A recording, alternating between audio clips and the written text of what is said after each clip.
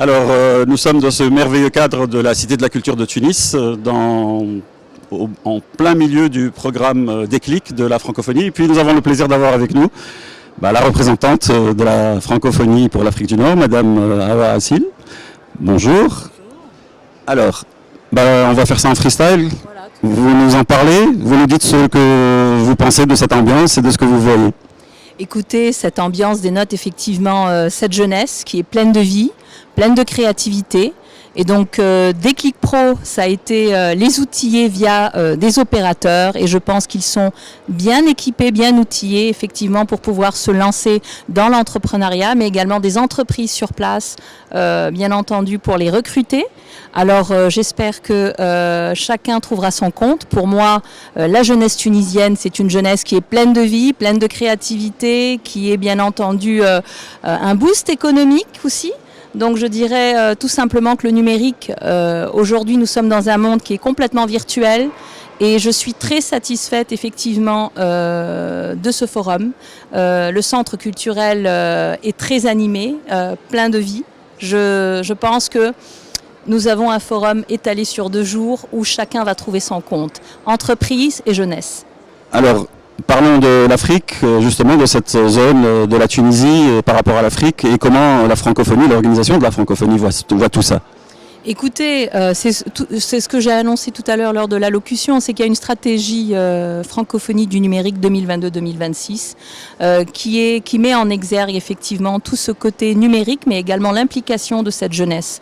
Le numérique, on ne peut s'en passer. On est dans un monde qui est complètement aussi digital. On l'a vu à travers le Covid-19. Bien entendu, on a tous basculé sur un côté virtuel pour pouvoir travailler, du télétravail, et je pense effectivement que cette jeunesse a toute sa place. On a vu sur les stands la créativité, l'imagination de ces jeunes à apporter cela sur un volet numérique, sorti de différents horizons.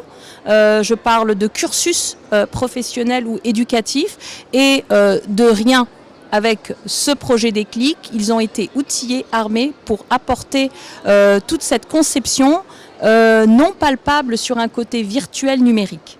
Voilà. Alors, justement, la francophonie, cet espace commun qui a été pensé par 3 Africains d'ailleurs, dont le président Bourguiba à l'époque, est-ce que finalement le numérique, c'est pas ça qui va nous permettre de créer cet espace commun?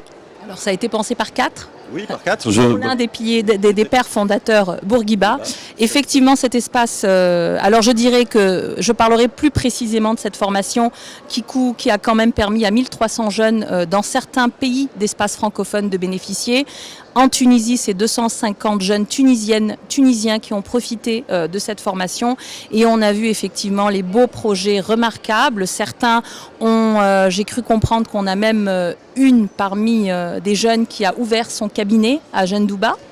Et donc je pense que ce n'est qu'une introduction, c'est une porte ouverte et nous attendons plus dans les prochains programmes Déclic. Alors, dernière question. Derrière nous, on a le nom du forum et on a annoncé que c'était le premier forum.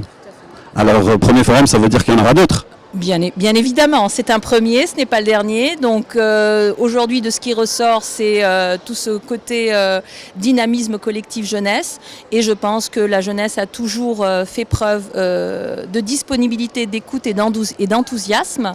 Et je dirais que c'est la jeunesse du demain. Et ce forum, c'est un bébé qui vient de naître. Et donc ça grandit, ça évolue dans le temps et la jeunesse a toujours été présente et on fera appel à elle. Merci infiniment. Merci à vous, c'est gentil.